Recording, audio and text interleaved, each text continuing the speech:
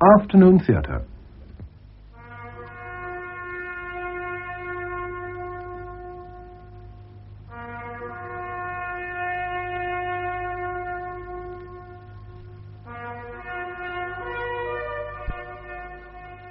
The Lady with a Lamp.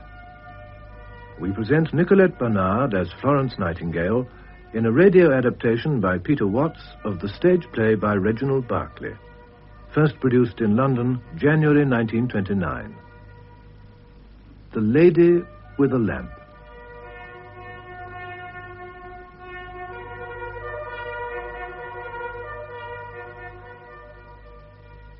It is the year 1848. We are on the terrace of Embley Park, Hampshire, the principal country house of Mr. William Nightingale. But, Mr. Herbert, his style is so exaggerated. I suppose it is. So is everything he says. Much is mere rodomontade. But there are some surprisingly profound things in it. What is the book, Lord Palmerston? Past and Present. Indeed. By the Scotch writer, Carlyle. Indeed. I haven't heard of him. Oh, Fanny, everyone has. He's making a big reputation as a thinker. What does he think? That everyone ought to work. Oh, that's nonsense, Mr. Herbert. Of course, the poor have got to work or they couldn't live.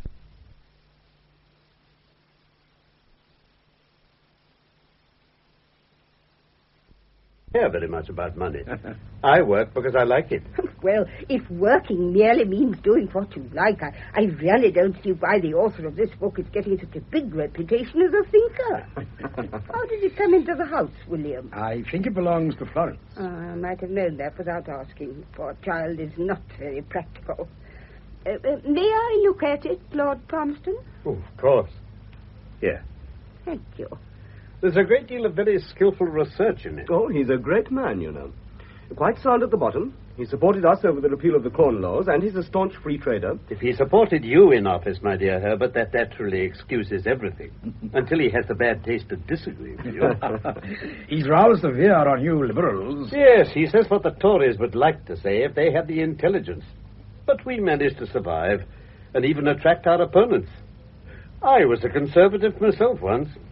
Were the claims of office and party a little incompatible? When you sit in my cabinet, young man, you will remember those words and blush for them.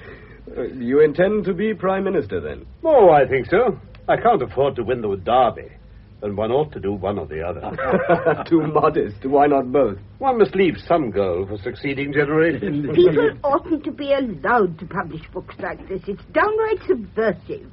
Why doesn't the government prevent it, Lord Palmerston? You can't interfere with the free expression of opinion. But I must say, in defense of our Conservative policy, that agitators really must be dealt with.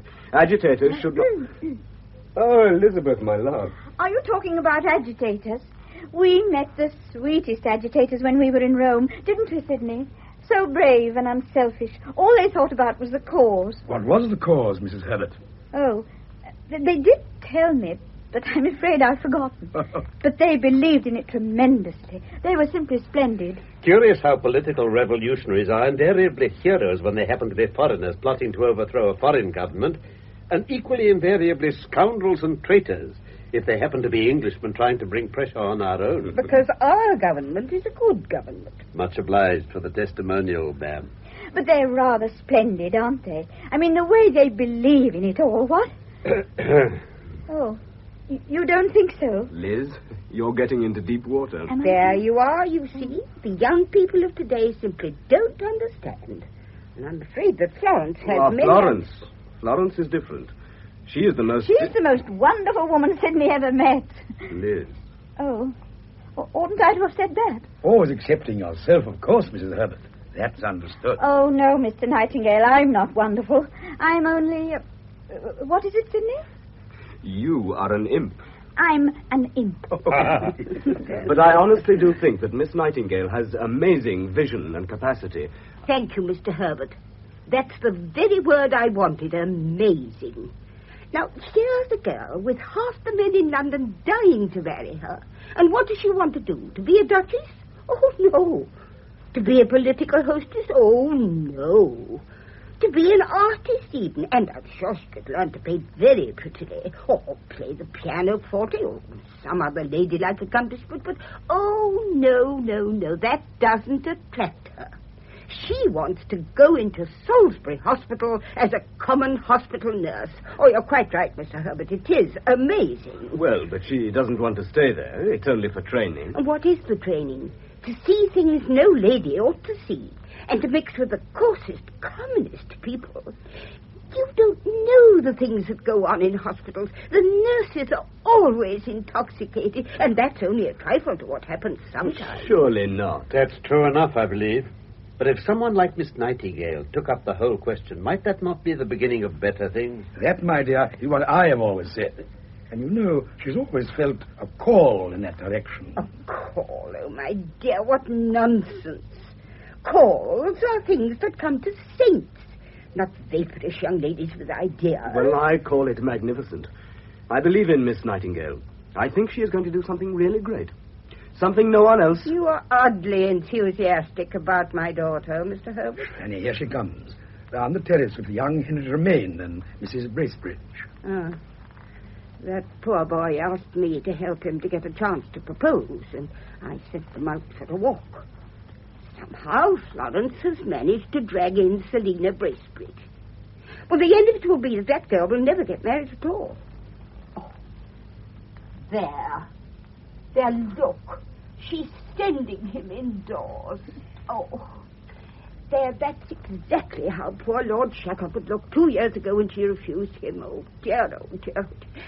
Flo, dear. Yes, Mamma, darling. Did you have a nice walk? Very nice, Mamma, thank you. We went miles. Yes, I didn't know Selina was going with you. Nor did she. I made her. Didn't I, Selina? You shouldn't let her tire you out, Selina, dear. Oh, but I love it, Mrs. Nightingale. Yes, I dare say, but you shouldn't all the same. Where did you go, my love? We went to see my patients. Oh, I wish you wouldn't use slang, dear. I don't know what you mean. I mean my patients, Mamma, darling. I nurse them. Oh, dear child, you have such odd fancies.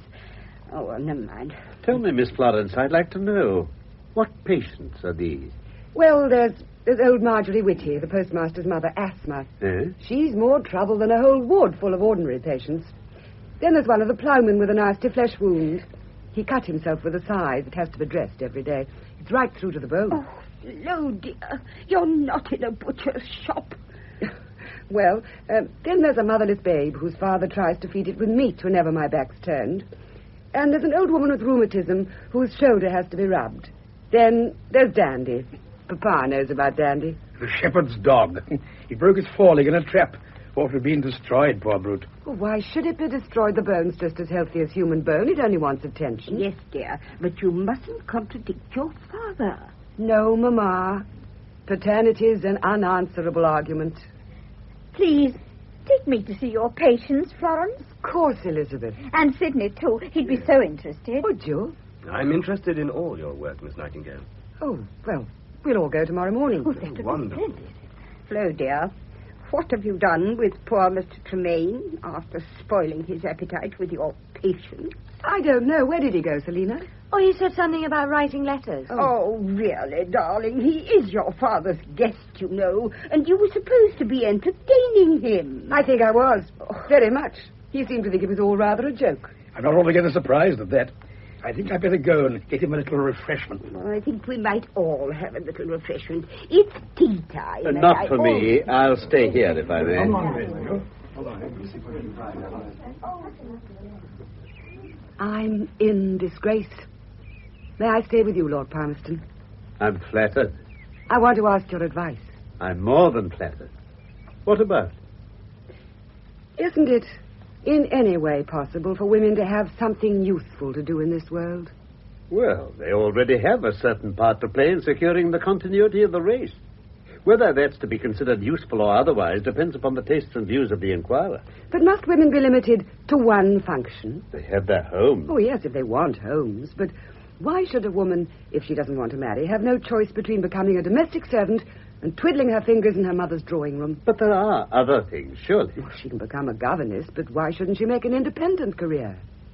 Something useful. Such as what? Oh, anything. The law, politics, business even. Or in my case, nursing. Why not? You honestly don't think it's silly or wrong or unpractical? I don't know about the law and politics, but I think nursing is a very fine ambition. Oh. If it is pursued in a serious manner. Now, let me tell you two things worth remembering, both elementary and therefore both as a rule forgotten. First, if you're to get what you want, you must be prepared to wait for it. Yes. Secondly, you must be ready to take your chance when it comes. Now, by ready, I mean equipped. Better leave the opportunity and wait for another if you're not equipped. I waited 20 years at the War Office. Why? Because I wasn't trained. I stayed where I was until I'd completely mastered not only the arts of parliamentary control, but also the mysteries of departmental government. Yes.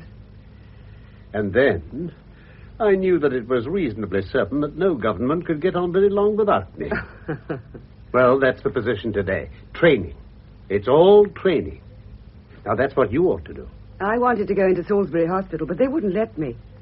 You can't be trained for nursing except in hospitals. I do slip off the chain sometimes. In Paris, when we're supposed to be wandering about the Louvre with the catalogue, I'm usually in the clinics of the Sœurs de Charité. And I've had nearly a month at Kaiserswerth. Germany, that place on the Rhine. Yes. There's an achievement. Wonderful. And it's all grown out of a single hut in a clergyman's back garden into a huge establishment with hundreds of beds, all because the man had faith. Everyone tried to discourage him. I know exactly what they said. It's all been said to me. One lot said, "You're so brilliant. You could be an immense social power if you chose. You're wasting your time." And another said, "You oughtn't to do this. It's not quite nice for a clergyman. Only coarse, common people are carpenters." And another said, "It isn't practical, my dear." But he didn't pay any attention. He just scraped together the money and bought the wood and built the hut and took in a poor wretch who needed treatment. And now, look at the place. All because he had strength and vision. Well, you have strength. Do you think that? What about vision? 10 years ago... No, I think I'd rather not tell you. Why not? You might explain it away. Or laugh, perhaps.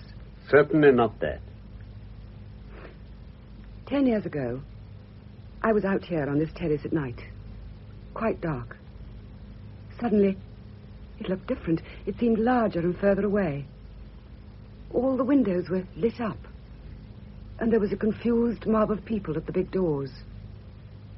They were carrying things into the house like mattresses, and someone with a lamp was walking among the people.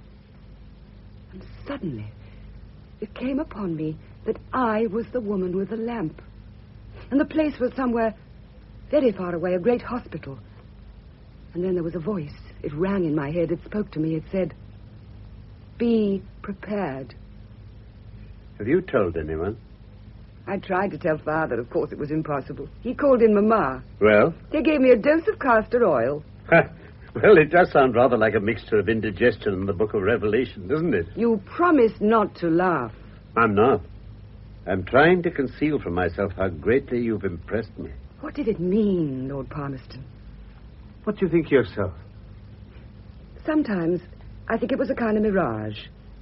Sometimes I think I fell asleep and dreamt it. Then sometimes I wonder if it was a call to do something no one else could do. That's the thing to believe. Pursue it. But don't forget, no amount of goodwill can make up for lack of knowledge. The opportunity is certainly half the battle, but the ability to take it is the other half. You're giving me something I've never had before. Encouragement. Oh, it's so lonely and difficult when no one understands. Go and learn. Go and learn. I will. I'll be a man and put away childish things. Good. Oh, Florence, dear. Don't persecute poor Lord Palmerston with your enthusiasm. No, Mother. On the contrary, I've been very much interested. And amused? Of course. Of course. The dear child can be quite entertaining. But now, do come in, Lord Palmerston. We're going to play a round game. Now, come along, both of you. Life in miniature? Yes.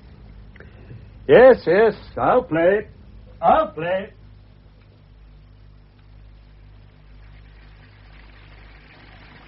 right. I must be right.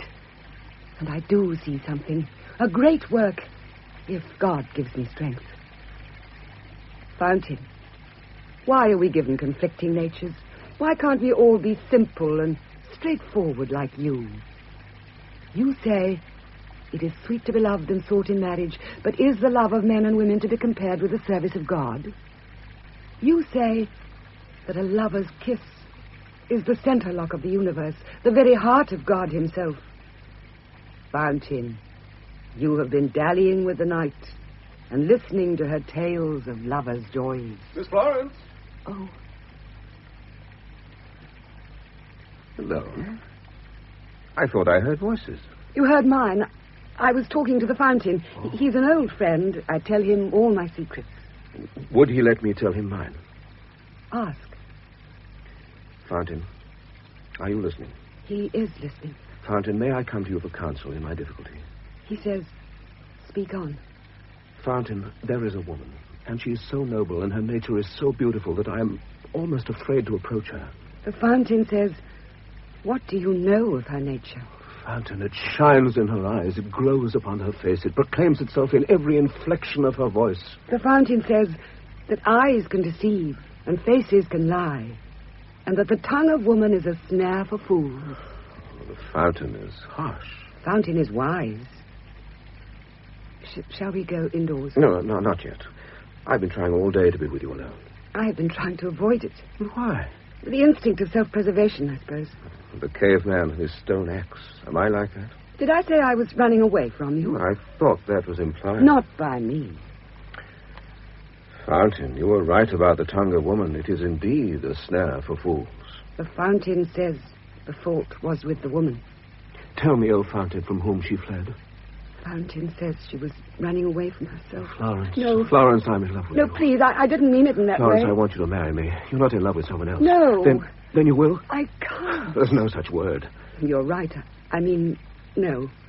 You do care a little? You know I do, Henry. I didn't. I hoped. Oh, my dear, I'm so glad. You'll marry me. You'll marry me. You can have everything in the world that you wish. Except freedom.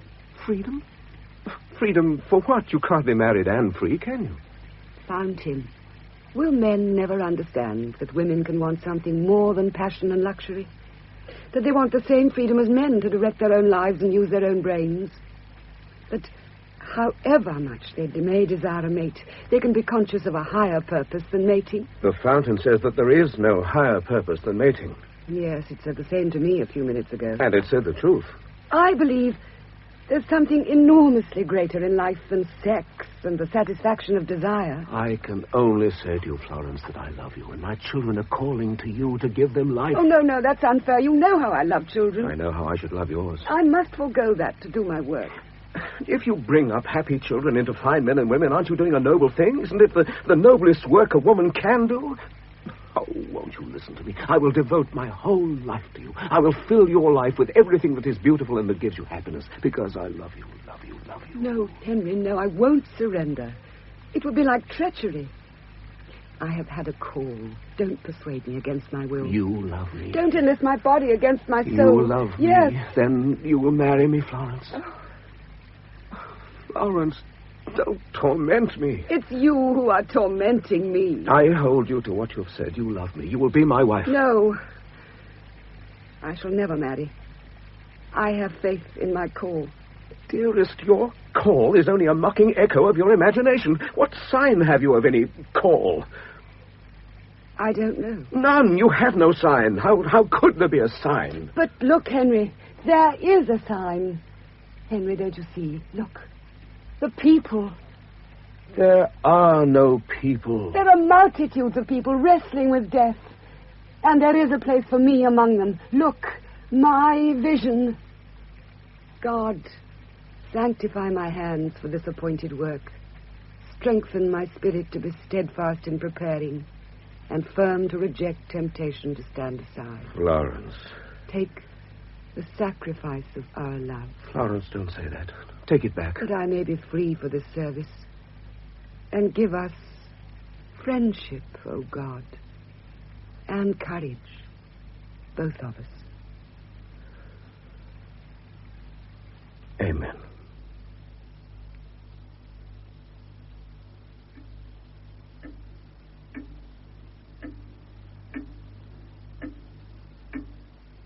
6 years later. We are in a room in Harley Street, the superintendent's office in a nursing home. The ladies' committee is in session.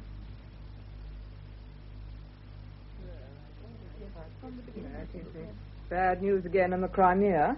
So I see in the Times. The poor fellows dying like flies. It was a great mistake ever to go into Crimea. If Lord Palmerston had been at the Foreign Office... Yes, well, the question is the appointment of a house surgeon. Miss Nightingale will say something. Oh, delightful, charming. Well, I only want to emphasize the great importance of appointing someone who will dispense all our medicines. Do you mean mix them, like a chemist? Dispense them, yes. Oh, but shall we get a gentleman if he has to do that? I mean, of course, I know we all remember when the doctor used to come to the back door like any other tradesman, but that's a thing of the past, isn't it? And nowadays there are some quite nice young men taking up medicine. And I mean, it is important to get a gentleman, isn't it? And wouldn't it be a handicap to us in getting the right sort of... the right sort. If he had to mix up his medicine like a common apothecary, I mean, what? Quite. It means a saving of $150 a year on our druggist's bill. And if it doesn't hurt me to empty the slops, it won't hurt the doctor to dispense his own medicines. But, my dear Miss Nightingale, there isn't the slightest necessity for you to perform these menial duties. That's what the nurses are for. I am a nurse, Mrs. Calder. Oh, well, yes, in a way, I know. No, not in a way, in the only proper way. In being able to do any job in the place as well as any of my staff. Oh, yes, I know. Aren't we getting rather far from the house surgeon? What do the Medical Advisory Committee think of Miss Nightingale's proposal? They've passed it. It's far more their proposal than mine. Well, if the medical gentlemen think so themselves... Then may we agree to that? Any objection? Well, Then that is agreed. Miss Nightingale, will you put it in the proper form in the minute book? Yes, certainly. Thank you. Well, now, our last item is not on the paper. It is proposed to allow the Lady Superintendent, Miss Nightingale, £50 a month to be spent on the Institute. It has been sanctioned by the Finance Committee. But please, it has not been sanctioned by me. I've ample means of my own to meet any unexpected calls. But why should you spend your money? Why should we spend other people's? If there's any money to spend, let us spend it on the wounded soldiers. Oh, but the government has ample resources. Oh, yes, but will it use them? Are you taking sides with the newspapers? Certainly not. Well, I am. Of course, I quite understand, Mrs. Herbert, that with Mr. Herbert's position at the War Office, you are in a difficulty. But it seems to me that this war is being scandalously mismanaged. That isn't the point, Miss Pelt. The question is whether this institute ought to subscribe to the relief funds. That is Miss Nightingale's proposal. Oh, not at all. The committee proposed to spend unnecessary sums on this institute. I say don't. If there's any money to spend, let us spend it on the wounded in the Crimea. Well, I'll make the proposal. It wouldn't be in order, I'm afraid. Oh. I'm afraid it wants notice. The question is that the other proposal be withdrawn. Is that agreed? Agreed. Yes. Then that is all for today. Thank you so much, ladies. Very good of you to give your time.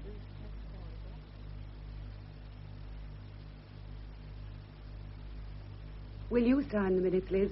Of course. There. Thank you. Flo, Hmm? how could you take sides against Sydney? Oh, Liz, dear, do be reasonable. Nobody supposes the muddle in the Crimea is Sydney's fault. Oh, it's so easy to criticize. I don't want to criticize. I want to do something. Flo, darling, what could you do? Nurse. The nurses aren't allowed in the army. Well, Lady Maria Forrester has suggested that I should organize a small party of nurses. She and I would provide the funds. Oh, Flo, darling, you know your mother's right. You are a bit unpractical. I didn't bring it up this morning because I wanted to talk to you about it first. Of course, I know. Flo, darling, it's splendid of you, but you can't just arrive in Scutari with a pair of nurses tucked under your arm. Of course, if you've made up your mind in advance, it's not much good discussing it, dear. But I wanted so much to know what Mr. Herbert would think. Sydney? Yes. You know what Sydney is. You know how he admires your work. Of course, he'd say yes. I want to say yes, too, Flo, but I'm afraid. I don't know why. It's a fine plan. It's worthy of you, and yet I'm afraid. If I didn't love you and believe in you so much, I should tell Sydney not to have anything to do with it. I wonder why. If I knew that, I should know what to do. But you wouldn't let your private feelings stand in the way of... Oh, yes, I should. I'm not a saint like you. I'm a woman. If I thought it was going to hurt Sydney, I wouldn't care tuppence about other people or causes or abstractions or anything. Well, that's one comfort. It can't hurt Sydney, my going to the Crimea. No. I don't know why I feel so uneasy about it. But I do, you know. I do.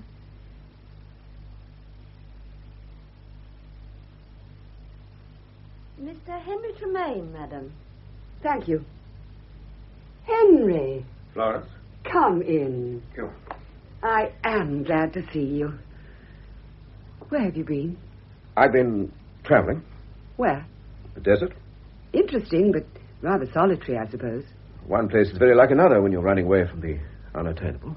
Henry, you're talking like a lovesick schoolboy, and you must be nearly 40. I'm 34, my friend. Are you happy? I'm busy, and that's much better. Florence, I haven't said a word to you about marriage since that afternoon by the fountain. You asked me to be a friend. I've tried to be one for nearly 6 years. You've been very wonderful. Your letters have helped me in every way. But now you're not going to change all that and spoil our friendship. But I've waited 6 years for your vision, as you call it, to materialize. You don't suggest that this is the great career to which you were called? I'm trying to arrange to go out to the Crimea. How? As a nurse. There aren't any nurses, Flo. Well, I should be one. What? I never heard of a more harebrained idea. But you have no standing. Do you suppose the military authorities are going to have unofficial civilians intruding in their hospitals? They can't. They're under War Office regulation. The thing's absurd. But we should have letters of introduction to the embassy. Yes, at Constantinople. That's not the seat of the war. But Scutari, where the hospitals are, is a suburb of Constantinople. It's under military control. The ambassador has no power there, and even if he had, do you suppose he'd use it? But he'd have special powers from the government. But he can't override the military authorities. Florence, I will tell you exactly what he will do. He'll tell his wife to have you to afternoon tea. Everyone will be charming until you try to do something. And then everyone will freeze. Obstacles will spring up all around you, and you'll find yourself faced wherever you look with a blank official wall. Oh. No, don't think of it, Florence. You'll only succeed in branding yourself as a crank and a nuisance.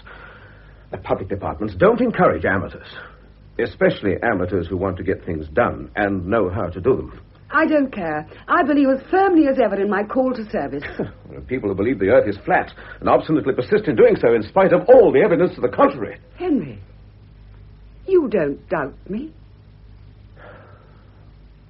Let me help you. How? Choose your site, and I will build and endow a small hospital for you, an English Kaiserwert, that would realize your dreams. And we'll do it together. But, Henry, you can't do work like mine as the spare time occupation of a married woman. I sometimes wonder if you have any feelings at all. Is that quite fair? No, I don't know what to say. I don't want to over-persuade you, but... Well, don't dismiss my idea offhand. Take a little time to think. Your parents will be happy. You'll be happy. I'll be happy. What about the wounded in the Crimea? Do you think they'll be happy? But the government will deal with that. It's their job, not yours. Everyone says so, but the wounded continue to die of neglect. Florence, what earthly good do you suppose one woman could do out there in the turmoil of war? Well, it's like trying to cleanse the Augean stable with a feather duster. Faith can do bigger things than that. I believe that my hour has struck, and that my appointed work is ready. Well, if you must run your head against a wall, how are you going to begin? I shall be shown the way. Oh, well, I must go. Will you think over my hospital scheme? No, Henry. I'm sorry. Well, goodbye. I suppose I shall see you for a long time. Are you going away again? Yes. Traveling? In a sense. What is it, Henry? You're not... Oh, Henry. Henry.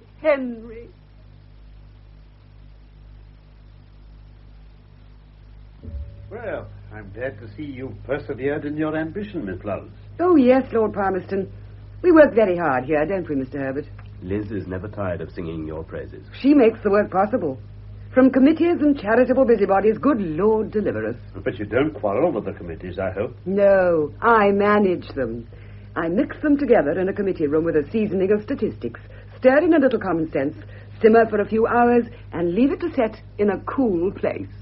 Sounds rather like the cabinet, especially the simmering part. Yes, Herbert, she knows how to get things done. Have you come to inspect? No. We want to talk to you. Have you been following events in the war? Well, in the newspapers, yes. Have you read the articles in the Times? Yes, I suppose they're exaggerated. Well, I'm not so sure. They must have a foundation. Then why don't we send nurses out? The French have them. All my old friends, the Sœurs de Charité from Paris, have gone out. That's the point. Lady Maria Forrester has suggested... No. Really, I don't think Lady Maria's plan is feasible. Feasible? Everyone talks about what is feasible, and meanwhile the wounded are dying of exposure. Wait. But is the government to do nothing? By no means. The government has decided this question ought not to be left to private generosity and initiative. It is an innovation in the army, but we intend to organize and send out a corps of nurses to the base hospitals. Oh, that's a fine decision. Of course, the difficulties are enormous because everything has to be improvised. We want your help. Oh, yes, of course.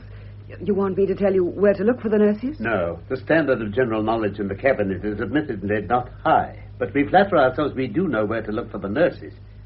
Now, what we don't know is where to find, if you won't help us, a creative, organizing brain that will get results. We want a woman of great experience, proved character, and the highest attainments to go out with the nurses to the seat of war. Take them out, in fact, and reorganize the whole hospital administration. Me? Yes, you. Will you do it? You're sure, both of you, that you want me to do this? Whatever I may discover, whatever I may advocate, whatever I may demand, am I to have complete control of the nurses? You will be responsible to the Secretary of State and communicate direct with him. But, of course, Lord Raglan is Commander-in-Chief, and you must work in cooperation with his medical officers. Naturally, but the nurses? Completely under your control. And now, may we have our answer? Very well. I will do what you want.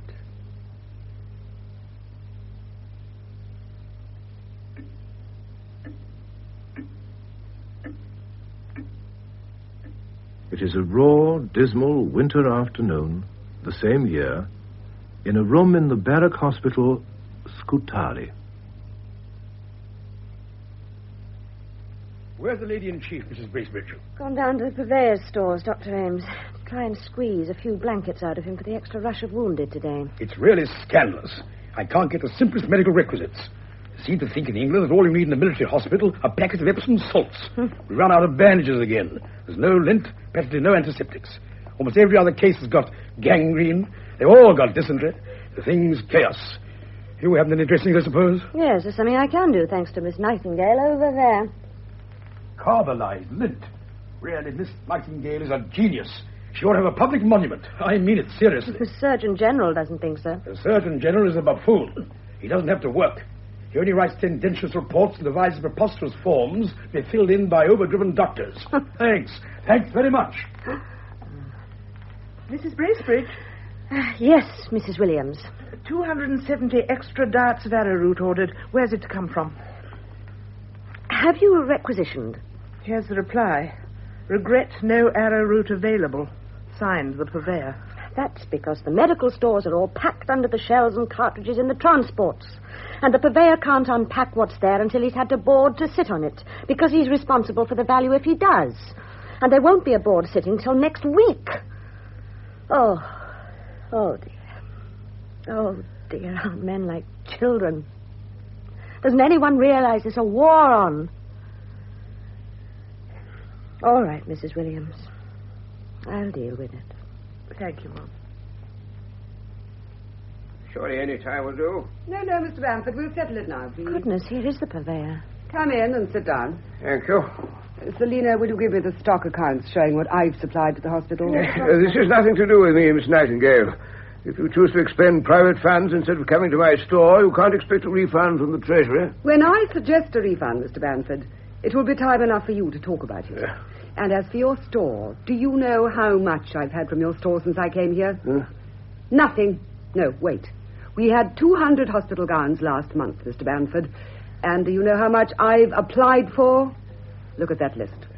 Not in store. Not in store. Those are your clerk's initials, aren't they? Well? Do you know how many articles are washed in this hospital in the month before my arrival? 6. That's your business, isn't it? The contractor let me down. Then you didn't supervise him. I'm using the same contractor. I've other things to do besides watching washerwomen do their work. Then it's a pity you don't do some of them. You're supposed to purvey this hospital. Do you know how much I've supplied out of my private funds? 11,000 shirts.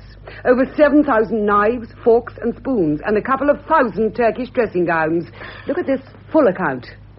Now, look at this. This is your return, dated January the 1st. That's 2 months ago, obtained by me before I sent out and bought the things myself. Tin plates, none. Drinking cups, none. Knives, forks, and spoons, none. Slippers, none. Flannel shirts, none. Socks, pairs, You don't make none. allowances for our position. You forget we had a ship sunk in the hurricane. The Prince was sunk on the 14th of November. That gave you exactly 6 weeks in which to replace the supplies. Or you could have done it locally. I can't get these things locally. My good sir, if I can, you can. They are not the regulation pattern. I see. So the patients are to tear their food with their fingers and drink out of their hats until you could obtain the regulation issue. It's not for me to criticize the War Office regulations. No, but it is for you to interpret them with common sense. Yesterday, Dr. Ames requisitioned for extra fuel. His ward is very exposed. You refused, and I supplied the fuel, yet you had plenty of fuel. Dr. Ames' ward had the regulation allowance. But, man, the place was like an ice house. It's barely weatherproof. The patients might have died. I know it must be very difficult for a lady who is accustomed to ordering what she pleases to realize the necessity for conforming to regulations. But when you're in the army, you have got to understand Don't that there are talk certain nonsense. things... What? I have the strictest regulations for my nurses, but they're drawn and administered with the idea of promoting efficiency and saving human life, not putting a premium on stupidity and death.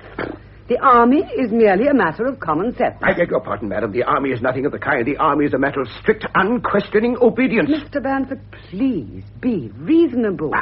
At this moment, there are 2 ships discharging wounded. I want hospital gowns and blankets for them. I'm sorry, madam, you can't have them. There are bales of them in your store. But I tell you, those haven't been passed, madam. There is no board until next week. I see your difficulty.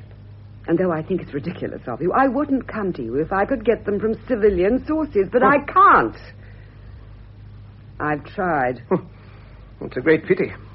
So, the despised purveyor is of some use after all. Well, they just have to make shift with what they've got, I'm afraid. No, Mr. Banford. They will not have to make shift. What? I asked you to supply these things. They're absolutely necessary. I'm sorry, I can't. I order you to supply these things.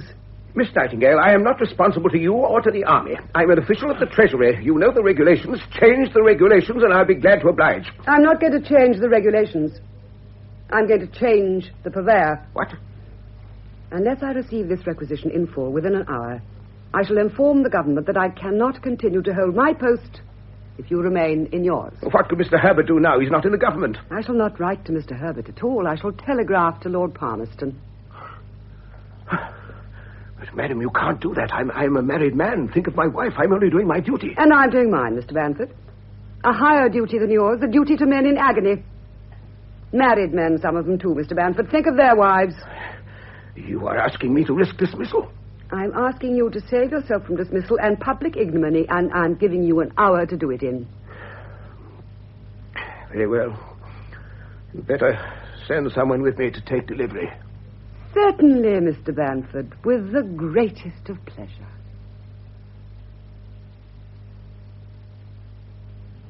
Come in, Dr. Cumming. Thank you. And you, Mr. Banford. Thank Please you. sit down. Now, Dr. Cumming, you were saying... I understand, Miss Nightingale, that you've ordered the purveyor to open a consignment of stores without a board. Yes, Dr. Cumming, they were necessary for the hospital. Both as a member of the board and as Inspector General of Hospitals, I protest against your action. You are in charge of the female nursing establishment, and you've taken it upon yourself to supplant the purveyor. I shall report it. Well, you must do whatever your conscience tells you to be right, Dr. Cumming. But before you send that report, let me advise you to consult the medical officers under you. What? You will find that the bulk of their stores and supplies to date would never have been attained at all if I hadn't supplanted the purveyor. They have been provided from my own resources. I know you mean well, Miss Nightingale, but it is the purveyor's province, not yours, to provide stores and supplies. I see. So you think it's better for the wounded to die in accordance with regulation rather than be kept alive by proper attention? No. Or perhaps you think that, according to regulation, they oughtn't to die, therefore they can't be dead. I don't think anything of the sort. But I must beg of you to understand. I'm not going to argue any more. My job, which I was sent out here to do, is to care for the sick and wounded. That doesn't only mean smoothing their pillows and giving them medicine. It means ensuring that there is a proper supply of necessaries and comforts. Yes. And I'm going to see that job done efficiently, or know the reason why. Mr. Bamford, have those blankets been delivered? No, madam. Then in 15 minutes I send this telegram to Lord Palmerston, and I shall return to England and publish my experiences out here. And if one single head of a department remains in his post, it won't be my fault. Now, come, Miss Nightingale. Of course one wants to show consideration for a lady. Bamford? Don't hide behind my skirts and make a favour of it. I say it must be done. And you'll know what I shall do if it is not done. There's no need to be harsh about it, madam. Harsh? No.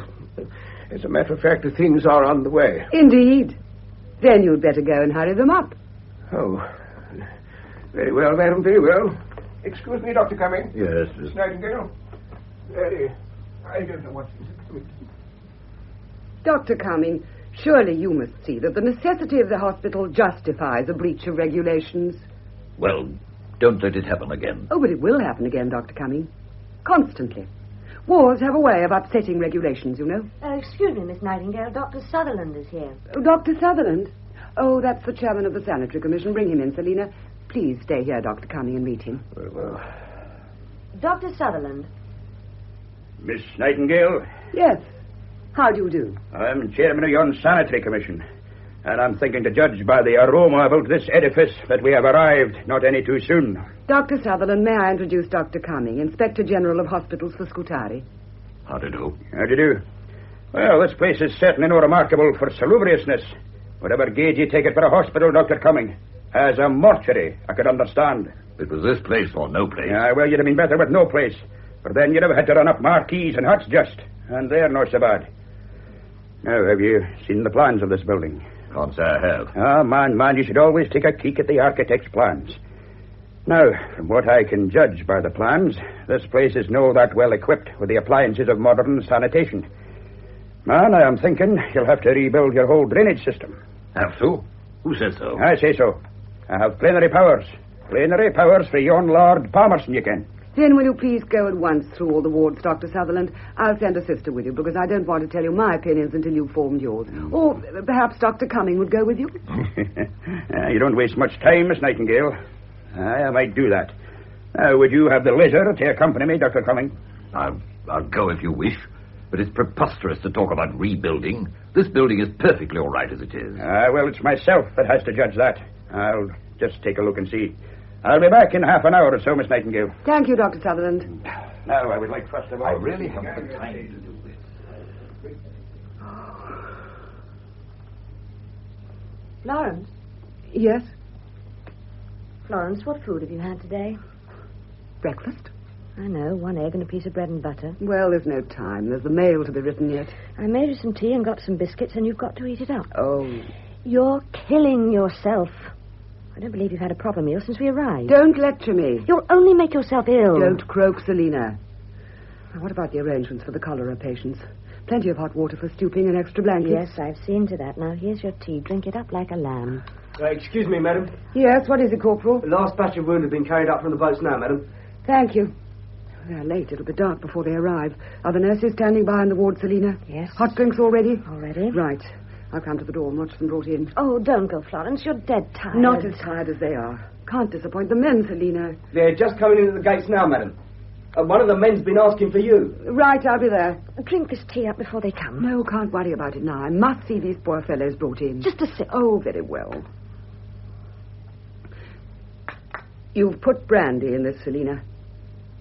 Well, you need it. The brandy is for the sick, not the able. It's far too precious to be wasted. You drink it up yourself. You're tired, too. I'm all right. Do as you're told, Selina. Very well.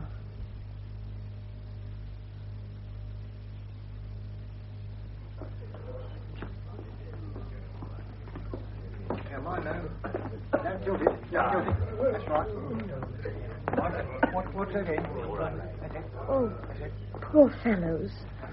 Poor fellows. What a state they're in. They're all in rags.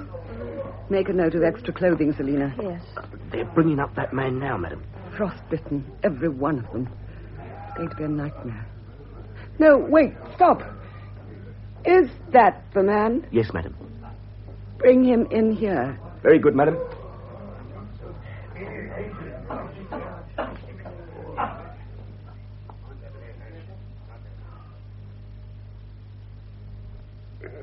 Florence. Is that you, Florence? Henry. Oh, Henry, why did you do this? I thought if you could, I could. My dear, they've wounded you. They've done for me. Oh, Flo. I only managed to hold out of that ghastly ship to see you for a few minutes.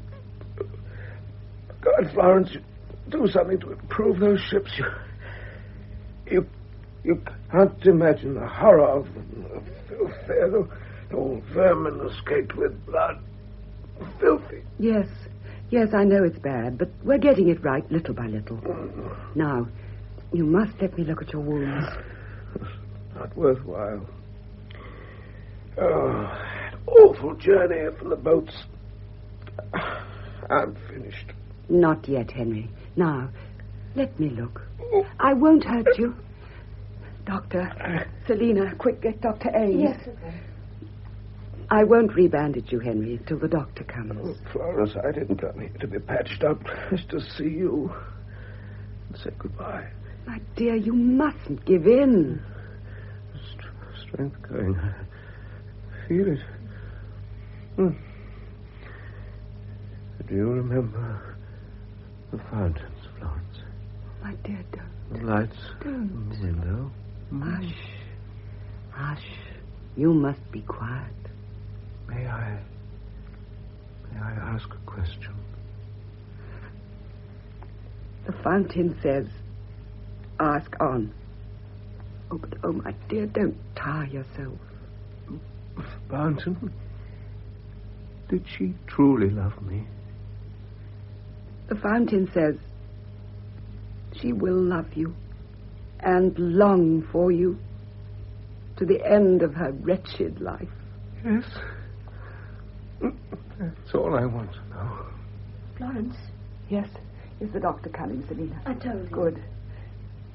The doctor will be here in a minute, Henry. Now I must enter you in the hospital register. What are you, an officer?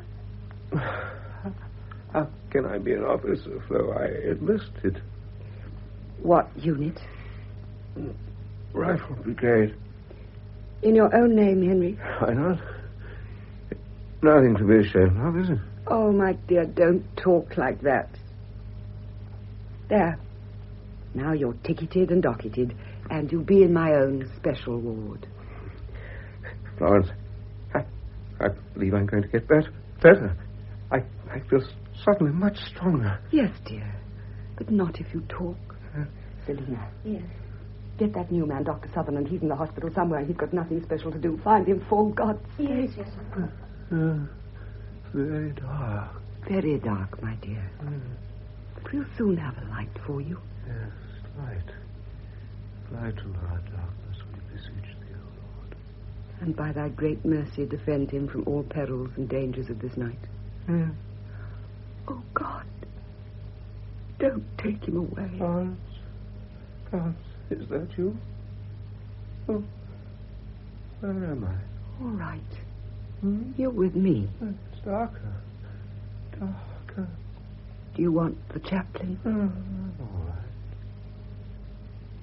God bless you. Flo. Henry. Somebody speak to me, for God's sake. My work. I've got to do my work. We've all got to die. It's only a change of the tissues. You can't destroy the soul. You... Oh. No, no, no. Goodbye. My love. My dear, dear love. Goodbye.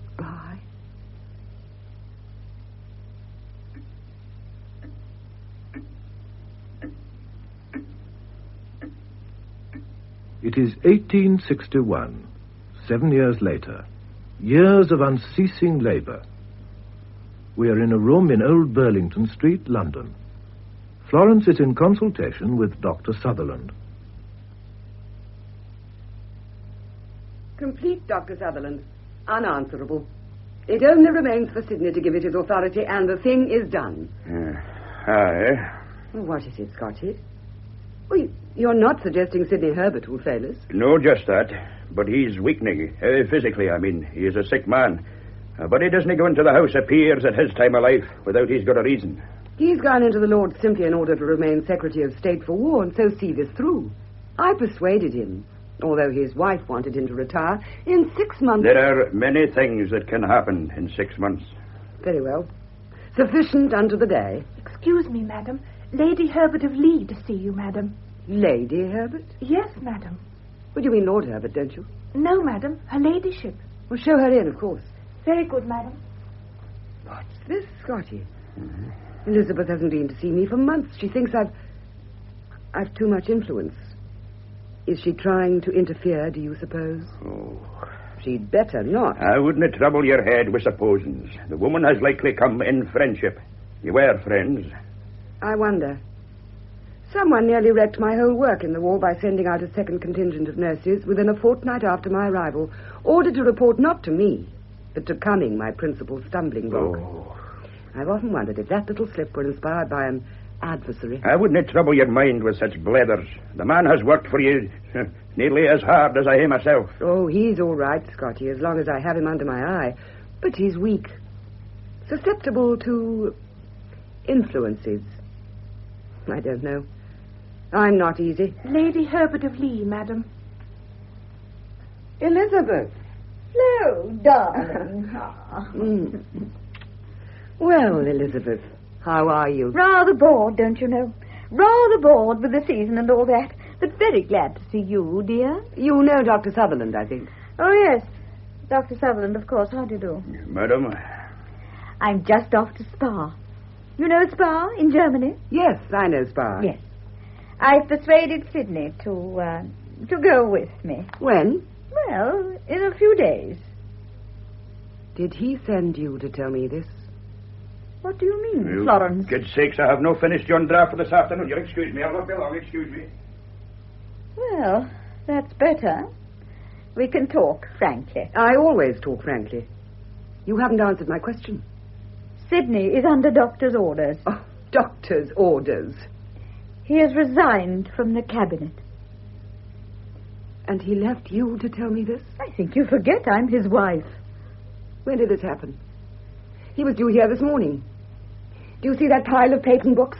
That's the work we've done to prepare him. The reform of the army is all credited to him. It has all been done here, anonymously, willingly, gladly. One more effort, only one, was needed for complete victory. And he get arrested then. And you talk to me of doctor's orders. Really? I've been under doctor's orders for 7 years. I've been given up as dead and buried by doctor's orders. I've been told even by old Sutherland that the work would kill me. But I've stayed at my post, and I'm a woman. And you tell me the leader we've been proud to serve is giving up within sight of the winning post? Like a cowardly schoolboy who hasn't a heart to finish his race? You have no right to say that. He's compelled to give up. It's killing him. Suppose it did kill him, or me, or you, or any of us. What does that matter compared with the results? Isn't it better to die gaining a great cause than to jeopardize it by shrinking ignominiously on the plea of sickness? Who's going to take up the fight now? You know what men are. I know what women are, and the lengths to which they'll go. What's all this about fighting? What are you fighting for? I'm fighting the battle of the men who died in my arms in the war. The war. You think you're fighting for that, but you're not. You are fighting for your own vanity. The vanity that wants to sacrifice my husband. The vanity that sent Henry Tremaine to his death. What do you know about Henry Tremaine? Well, wasn't he one of those who died in your arms? Did Sidney tell you that? I might have remembered, but nothing is too sacred to be blurted out in wedlock. I forgot about Samson and Delilah. How dare you? How dare you? Oh. I'm sorry, though. I beg your pardon. I oughtn't to have said what I did. Oh, I don't blame you, Elizabeth. But Sidney's desertion. That's a tragedy. Do you realize that in the army they shoot a man if he runs away from his post in battle? He can't say, I'm sorry, I'm not feeling quite myself today. He's taken out in the cold dawn and shot beside his own grave. And the Secretary of State ratifies the execution. It's absurd to talk like that. Is it? Why? Florence, it is time someone told you the truth. You have a lust for power. If things don't go just your way, you make a grievance of it. It isn't reasonable. Let Sidney get his health back, and perhaps later on he'll be able to pick up the threads again. You persuaded him to do this? Yes, I did. I've always suspected that you were opposed to our working together. Ever since that day at Harley Street when you tried to prevent me going to the Crimea. I didn't want you to go to the Crimea. I was afraid. I have always been afraid of you, Florence. Afraid of your intimacy with Sidney. What do you mean? Oh, not that. You know I don't. When we first met, I wondered.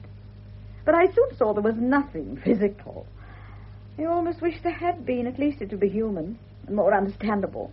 And it wouldn't have brought Sidney to his deathbed like this terrible slave will of yours. Besides, I could have held my own against you and won him back. At that. Liz, dear, I'm really very, very sorry for you. It must be awful to be able to be unable to dissociate men from Seraglio. That's hateful of you. I don't mean it to be. I mean, I'm honestly sorry. I've never been afraid of death, and I suppose I can't understand other people considering it, but my work is far too valuable to be entrusted to a hypochondriac. Excuse me, madam. Yes? Lord Herbert of Lee. Oh. Florence. Hello, Liz. Herbert, dear. Well, Sidney, so you're going to Spa. So sorry about your health, and I'm sure it is quite the best thing for you to do. Is that what you think? That is what I think. Has Lord Palmerston appointed a successor yet? How do you know I'm to have a successor? I told her, Sidney. Oh. I hoped I should have heard it from you personally, but I didn't. Who is it to be? Sir George Lewis, I believe. Charming. He writes exquisite Latin epigrams and knows nothing whatsoever about sanitation. Our work will go on famously. You don't seem to mind much. Who am I to mind? Either much or little. Florence is so good about it, Sidney. I am a deserter, Florence. Well, I'm going to leave you to talk together. You needn't, Liz. There's nothing. Oh, but I'd like to. I know you won't encourage him in any foolishness. Goodbye, my dear. I let myself out. Goodbye.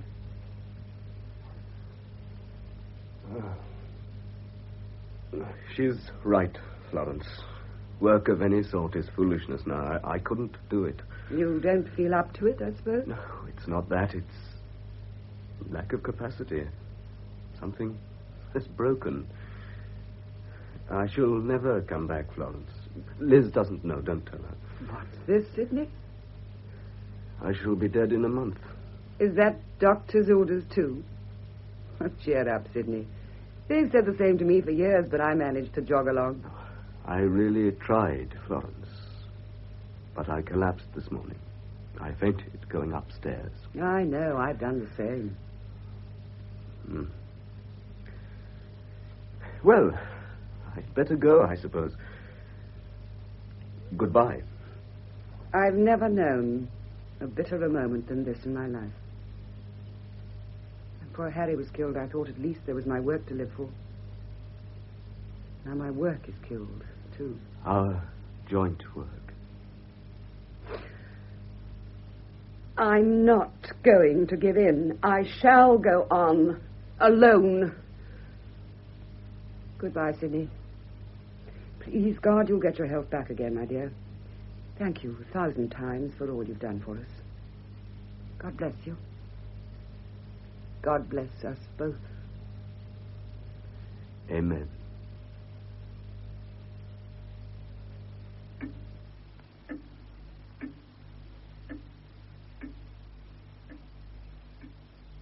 August, the same year.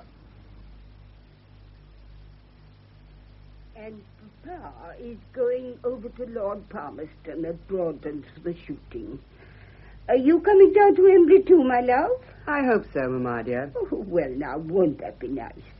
And the Sidney Herberts, perhaps they might come over. Have they written lately?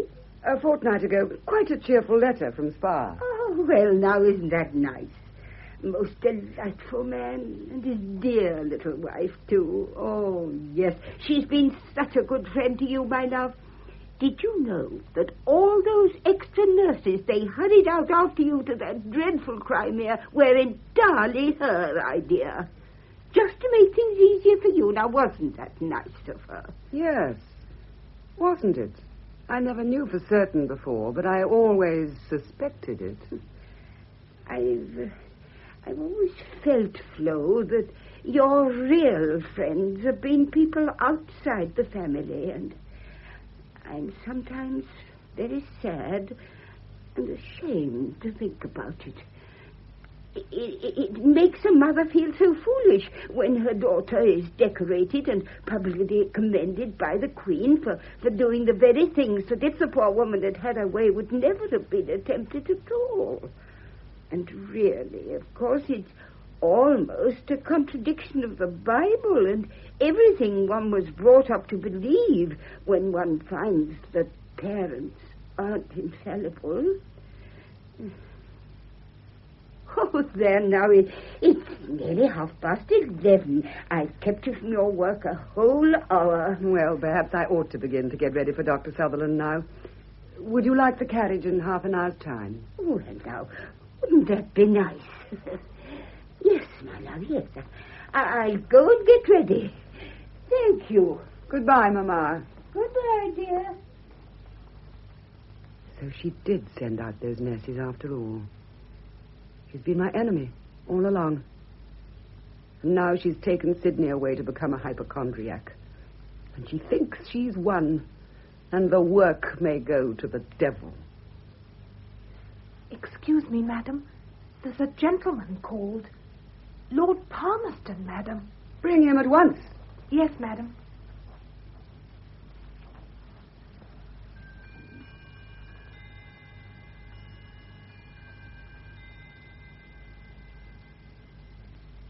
Lord Palmerston, madam. Lord Palmerston, this is more than kind. Pray, come in. Thank you. I half hoped when I wrote that you would let me come to see you. It never entered my mind that you would come here. Well, mind, I must warn you in advance that I can't promise more than sympathetic interest. More and more I realize what we lost when Sidney Herbert resigned. Yes, poor Herbert. I think he feels it very deeply.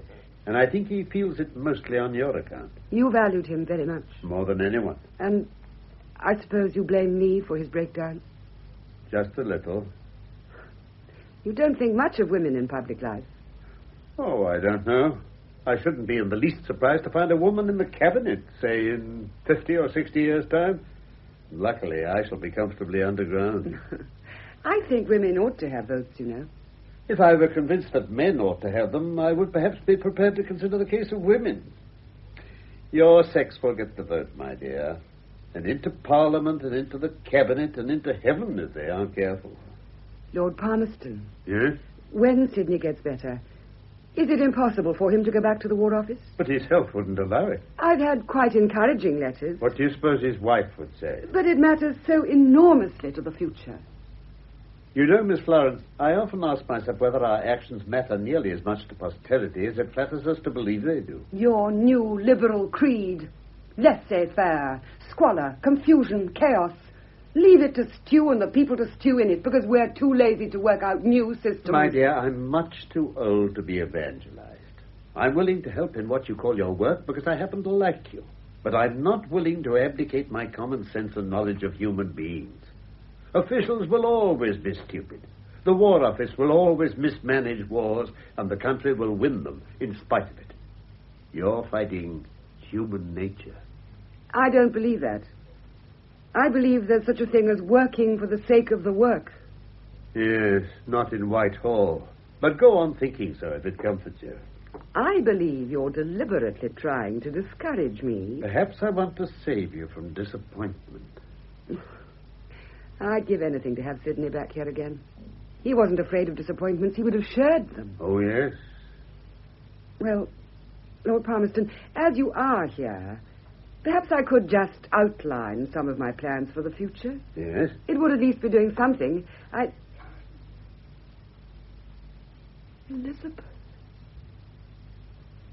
Elizabeth, you were in Germany. We came back. Florence, I had to come to you. Sidney's dead. Oh, I can't believe it. Oh, my dear. My dear. Oh, there. He spoke of you in his last words. Not me. Of you. And your unfinished work. He was our leader and our dear master. Now that we know the greatness of our loss, we shall never see him again.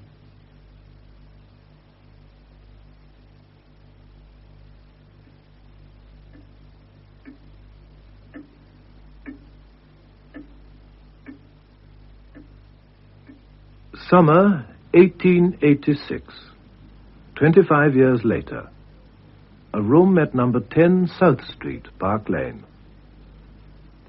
Florence is tucked up in bed with a broad table of writing materials at her elbow. Well, nurse? Well, why should I break my rule for him? No, certainly not. Not without an appointment. It's Mr. Gladstone himself, Miss Nightingale. He's down there waiting. Not without an appointment. Perhaps Dr. Sutherland will see him later. Is he to be told? Well, Dr. Gladstone's a gifted man, but I don't think even his own party credit him with the power of divination. No, Miss Nightingale. Go and put poor Mr. Gladstone out of his misery. Yes, Miss Nightingale. Will I come in? Scotty. Yes, come in. If you're not afraid to see an untidy old woman in bed. Not up today. What ails you? Can't waste what little nervous energy I still possess on the meaningless fatigue of dressing up. Little nervous energy. I'll do fine on 1/4 of yours. It's physical strength you lack. Croak, croak, croak. You ought to be singing poems of joy. Do you know what day it is today? Yeah? It's August the 2nd. The 25th anniversary of Sidney's death. I see nothing whatever to be singing a poem of joy for in that. But isn't it something to sing for, that after 25 years, by sticking and sticking to our ground and never admitting defeat, we've done his work at last and won his battle. Aye. Do you know who's coming to see me today? Aye, Mr. Gladstone. I saw him as I passed in. I'm not seeing him. No, it's Elizabeth Herbert. For the first time since Sidney's death. And what will you be saying to Lady Herbert? I don't know. We've written to each other once a year. On this day, ever since she died. But we've never met. Then you'll be enjoying a bonny afternoon, I'm thinking. Well, maybe I'll no be telling you just now. Telling me what? Come on, Out with it. What is it? I'm resigning my post in the government. I thought it was early to be rejoicing about our work. So you're going to desert and leave it all to be undone. Oh, woman, what good will it do if I kill myself in harness? Do you realize I'm 80 and more years of age? It'll be far better with a younger man. I thought it would be exactly as you would wish. Exactly what I would wish. To be deprived of the only person whose opinion I cared tuppence about. That's the cursed thing about working with people. They make themselves indispensable and then desert you, or else they die. Maybe they must do the former in order to avoid the latter. And my work is no longer what it used to be. Oh, lassie, I'm gay vexed to believe in you. But in this world, the one thing certain is that the hour of parting will strike at last. And the hour of John Sutherland, M.D., has struck. Oh, Scotty. Scotty. What am I to do without you? Won't you come and see me? Aye. And while my strength holds, I'll do what I can with your personal correspondence and the preparation of drafts. But responsible public office and me must be parted. Lady Herbert of Lee has arrived, Miss Nightingale. Thank you. Bring Lady Herbert. Yes, Miss Nightingale. Old friend, will you come back here and discuss this further with me at 6? I will come back at 6 or at midnight or at any time that will suit the convenience of my dearest friend in the world. And I will go on till my poor old head drops off, if it will in any way please her. Au revoir. Au revoir. Lady Herbert of Lee. Thank you. Well, Florence, I don't know why I've come. I didn't mean to. Why not, Liz? It is better to bury the past completely. Liz, won't it gladden you to hear that Sidney's work has been accomplished at last? Frankly, not in the least. I did what I could when Sidney was alive to help him. I did it because I loved him, not because I loved what he was doing. If he'd been a farmer, I should have ploughed the land beside him with the same delight and pride. But after his death, I would never have gone near the farm again. I should have hated the place, especially if it had killed him. Does that mean that you hate me, Liz? You are not a place, Florence. In my religion, one is not allowed to hate people. One is taught to pray for them. Am I to ascribe my good health to your intercessions, Liz? I thought I taught myself to forget Sidney. The pain of separation, I mean. One can do remarkable things by concentrating the mind on religious meditation. But I haven't forgotten, and I shall never forget. Wouldn't it have been easier for you not to forget, but to remember happily, if you'd carried on his work with us? Oh, work is your panacea for everything. And yours is meditation. Yes. But meditation stands still. Work takes you on, exulting in the final triumph of the deed. And when that has been reached, you can sing as I do, the Nunc Dimittis. Yes. Don't forget, though, that the Lord has a way of choosing his own time for letting his servants depart in peace. Do you mean one might live on and on, unable to work and unable to die? That might be my punishment? Yes, Florence, it might. Or rather your purgatory, which we must all endure. Which we must all endure.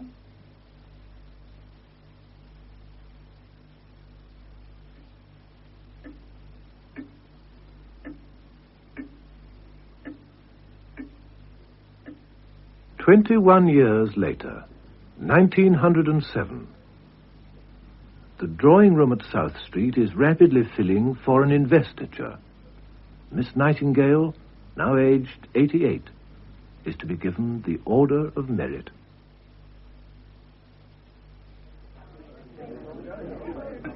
All ready? Nearly. Here's the Secretary of State arriving now.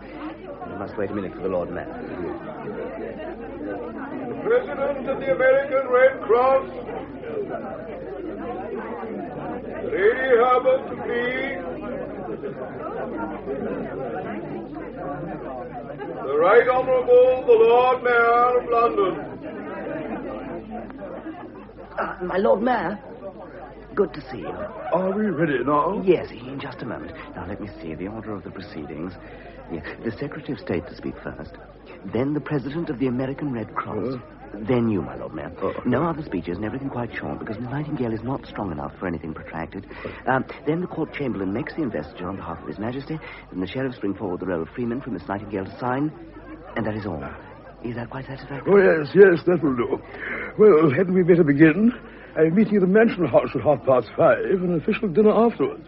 Oh, where are my notes? Yes. That place is Scutari, I think it's called. Was that where the hospitals were? I don't know, I'm afraid. Will you take your place now? Yes, certainly. Miss Florence Nightingale. Most kind. Most kind. Thank you, nurse. This will do nicely. Thank you. My Lord Mayor, ladies and gentlemen, pray silence for the Secretary of State. We are met today to witness the recognition of services to this country and to humanity in general, begun when our fathers were young men and continued without intermission almost to the present day. The distinguished lady whom we are here to honor may justly claim to be the founder of modern nursing. And the great and increasingly beneficial work done by the hospitals for sick humanity, not in this land alone, but in all civilized lands, is the fruit of her hospital reform. In the darkest days of the Crimean War, when wounds and sickness had decimated the British Army, this devoted heroine moved like a ministering angel among our soldiers. As a poet has said, "Lo, in that hour of misery, a lady with a lamp I see pass through the glimmering gloom and flit from room to room. And slow, as in a dream of bliss, the speechless sufferer turns to kiss her shadow as it falls upon the darkening walls." Such services are worthy of notable recognition. His Majesty has been pleased to direct that they should be notably recognized. The Order of Merit, of which Miss Nightingale is the first woman member, numbers upon its roll many noble servants of the country. None, however, has a better title to that most illustrious distinction than this latest member, whose admission we are privileged to attend. The President of the American Red Cross. My lords, my Lord Mayor, ladies and gentlemen, in the United States of America, the name of Florence Nightingale, this great pioneer of healing, is revered with a love that is peculiarly personal and tender. There is no monument of stone to her, and we cannot confer a decoration. We have no such things. But There are 1,000 nurse training schools in America founded in her name. Those are her monument, an ever-increasing monument. Those are her medals from the United States.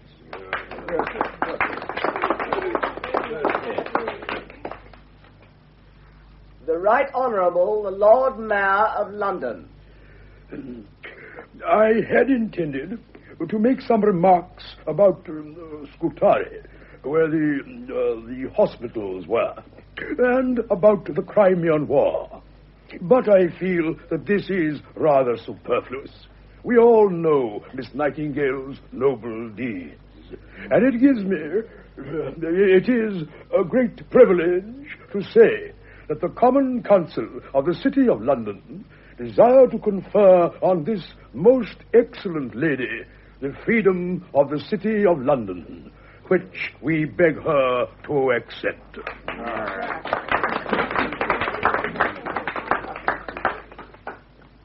Miss Florence Nightingale, I am commanded by His Majesty the King to convey to you the insignia of the Order of Merit, which His Majesty has been graciously pleased to confer upon you in recognition of your invaluable services to the country and to humanity.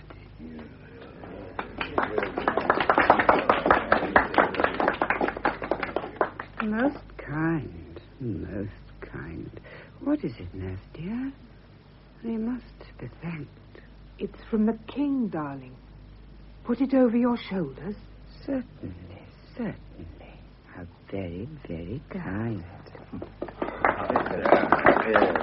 Why are they doing that? It's the Crimea, darling. Oh, yes. Yes. The Crimea.